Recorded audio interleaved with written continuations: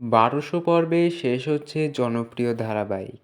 হ্যাঁ দর্শক বন্ধুরা, এবার জি বাংলার সবথেকে একটি জনপ্রিয় ধারাবাহিক হচ্ছে, গত ৩.৫ বছর ধরে চলে আসছে এই ধারাবাহিকটি হচ্ছে জগদ্ধাত্রী। হ্যাঁ দর্শক বন্ধুরা, এই জগদ্ধাত্রী ধারাবাহিকটি বেশ কমাস ধরে টিআরপিতে পিছিয়ে আছে এবং টিআরপিতে পেছানোর কারণে টাইম স্লটও বদলে দেওয়া হয়েছে। ৭:৩০টার সময় দেখতে পাচ্ছি আমরা জগদ্ধাত্রী ধারাবাহিকটি, এবং এই জগদ্ধাত্রী ধারাবাহিকটি এবার আমরা 14ই ডিসেম্বর অন্তিম পর্ব দেখতে পারবো। হ্যাঁ, এমনটাই শোনা যাচ্ছে টেলিপাড়ার গুঞ্জন থেকে।